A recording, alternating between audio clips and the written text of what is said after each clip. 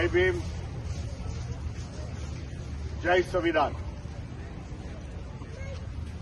मी Bhimrao Yashwantrao Ambedkar,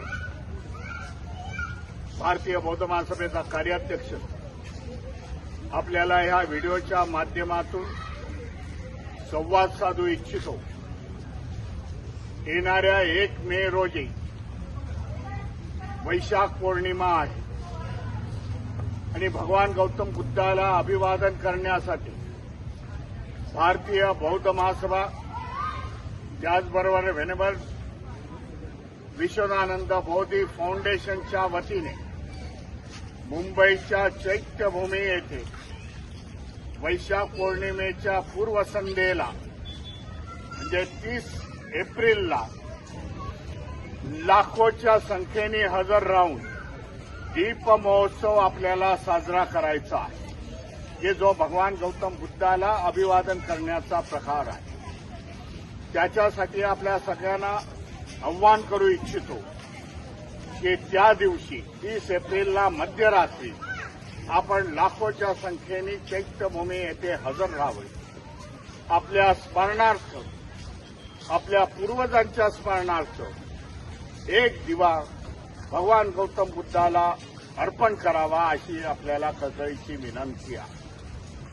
30 April रोजी दीप महोत्सवाची सुरुवात राजगृहापासून सुरुवात होईल। 500 बौद्ध भिक्खूचा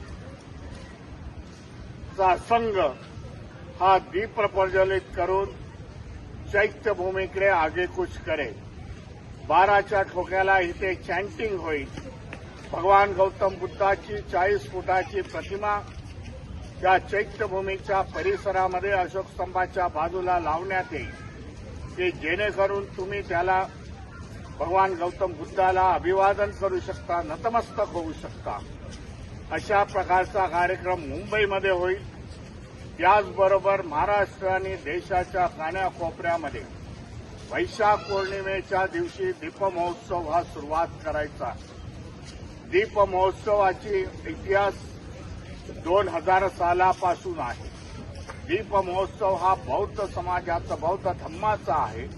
त्याची सुरुवात आपण यावर्षी करत आहोत, ही आपल्याला माहिती देऊ इच्छितो।